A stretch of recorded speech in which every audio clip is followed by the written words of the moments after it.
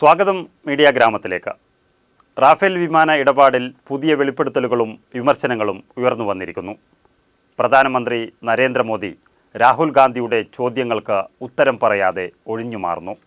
Parliament റാഫേലിൻ്റെ പേരിൽ വീണ്ടും സംഘർഷഭരിതമാകുന്നു. Rafale ആരോപണങ്ങൾ പുതിയ വഴിത്തിരിവിലേക്ക് പോവുകയാണ്.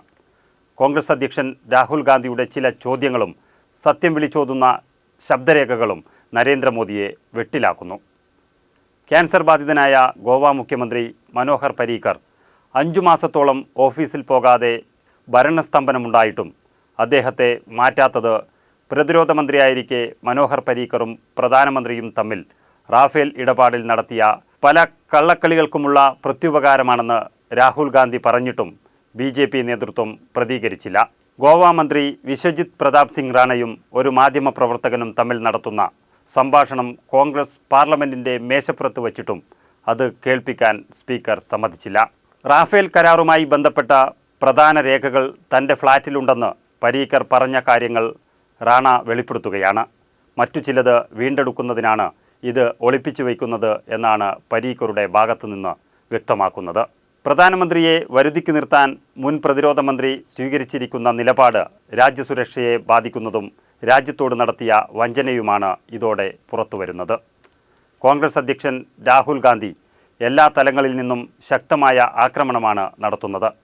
പാർലമെൻറ്റിൽ വലിയ ആരോപണം ഉന്നയിച്ച രാഹുൽ ശബ്ദരേഖ കേൾപ്പിക്കണമെന്ന് ആവശ്യപ്പെട്ടു. സ്പീക്കർ അനുമതി നിഷേധിച്ചു. തുടർന്ന് അദ്ദേഹം വാർത്താസമ്മേളനത്തിലും സാമൂഹ്യ മാധ്യമങ്ങളിലൂടെയും ഇതേ വാദം ശക്തമായി ഉന്നയിച്ചു.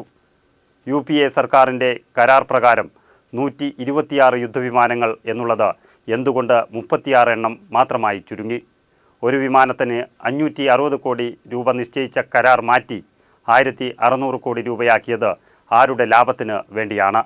HALനു പകരം അനിൽ അംബാനിയെ കരാർ ഏൽപ്പിച്ചതിന് പിന്നിൽ വലിയ അഴിമതിയല്ലേ എന്നൊക്കെയാണ് രാഹുൽ ഗാന്ധി തൊടുത്തുവിട്ട ചോദ്യശരങ്ങൾ. ഉത്തരം കിട്ടാത്ത ഒരുപാട് ചോദ്യങ്ങൾ രാഹുൽ ഗാന്ധി ചോദിക്കാൻ തുടങ്ങിയിട്ട് കാലമേറെയായി. 4.5 വർഷക്കാലം മാധ്യമങ്ങളെ കാണുന്നത് ഇഷ്ടമില്ലാതിരുന്ന മോദി മാധ്യമങ്ങൾക്ക് അഭിമുഖം നൽകിയിരിക്കുന്നു. തൻ്റെ ശരീരഭാഷയിൽ തന്നെ മാറ്റം വരുത്തി വളരെ സൗമ്യനായി ANI ചാനലിന് മുന്നിൽ മുൻകൂട്ടി എഴുതി തയ്യാറാക്കിയ അഭിമുഖവുമായി പ്രത്യക്ഷപ്പെട്ടത് ജനങ്ങൾ തന്നെ വെറുത്തു തുടങ്ങിയിരിക്കുന്നു എന്ന തിരിച്ചറിവിൽ നിന്നുമാണ്. ലോക്സഭയുടെ അംഗബലത്തിൻ്റെ 10ൽ 1 പോലും അംഗസംഖ്യയില്ലാത്ത കോൺഗ്രസിനെ പരിഹസിച്ച് നടന്ന നരേന്ദ്രമോദി അവരുടെ ചോദ്യങ്ങൾക്ക് മുന്നിൽ പകച്ചു നിൽക്കുകയാണ്.